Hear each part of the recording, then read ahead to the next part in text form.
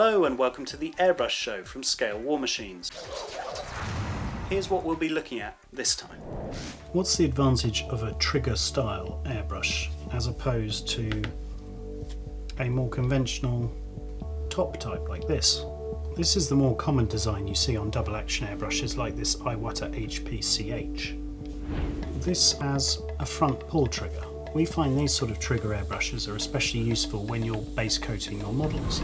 Here for instance we're putting a primer coat on this Bedford QL model. The Neo trigger airbrush shows how you can just blast large areas very easily. It's not tiring on the hands, there's no RSI, it's very easy just to flow over a model and hit it with paint. What if you're looking for a really good performance, the Iwata brand, and maybe something a bit more expensive than say this Neo? Well, you could go for this. This is an Iwata Revolution HP TR2. As you can see, this is also a trigger style airbrush, and the Revolution brand is sort of the entry point of the standard Iwata ranges. Different from the Neo, it's actually fully Iwata branded. And here's what you get in the box. There's the TR2. You can see it's got a trigger there. You can change the side you put the cup and you get this little stopper. That fits in there. This is a moisture trap that screws on the bottom. Also doubling up as a kind of handle. You can see it sits very comfortably, very easy just to point and shoot. Here's the paint cup. Carries quite a bit of paint, as you can see. It's actually a ½ ounce cup. There again, that shows that this is designed for putting on lots of paint over large areas. How do you attach it? Well, like so. There's slots in there, and there you're ready to spray. The advantage of this sort of configuration is that you get a clear line of sight over the top of the airbrush to the target. Got the Iwata brand on the top, and you can see the body retracting through that peephole. In the usual fashion, you've got the needle there. It comes with a 0.5mm needle. So again, that's targeted at your sort of primer coats. It's not going to be a fine spray pattern, much more tailored towards your base coats and primers. As you know, on the Airbrush show we're keen to try out everything we review on a real project, and we'll be using this now on our Tiger Models VBL.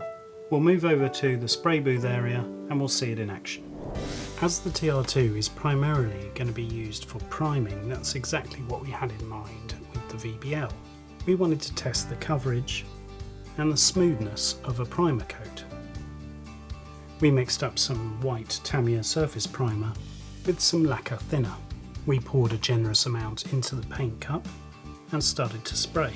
As you can see, the volume of paint delivered by this sort of trigger airbrush with a 0.5mm needle is excellent. It allows you to really coat the whole model.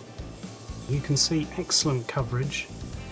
The plastic and metal and all the different components of the kit are being smoothly covered, and quickly covered too. The idea is not to completely saturate the kit, but to mist the primer over, and that will give something for the top coat to bite into. The primer coat has gone on very well. There's a smooth and even coating, and it didn't take us long at all to get this volume of paint on the kit. The results with the Tamiya Surface Primer are very pleasing. We can then paint the model and apply all the successive top coats, knowing that we've got a good strong base applied.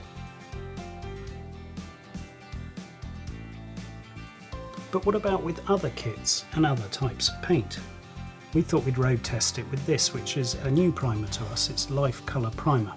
It comes in their standard type bottle, 22ml.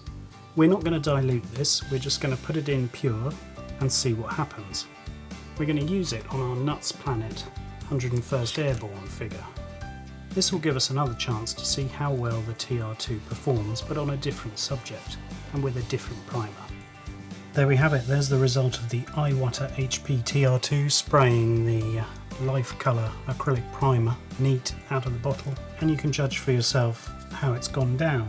It made a real breeze of spraying that primer.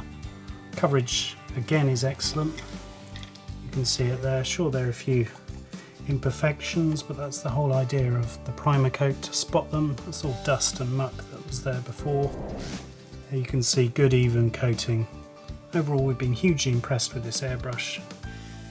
The choice of needle size is perfect for all your primer coats, and that big paint cup means you never need to go back and reload the paint.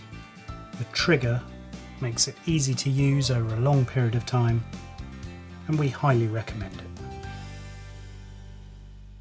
That's all for now from the Airbrush Show. We hope you've enjoyed it. Stay tuned for more how-to guides from Scale War Machines. Bye for now.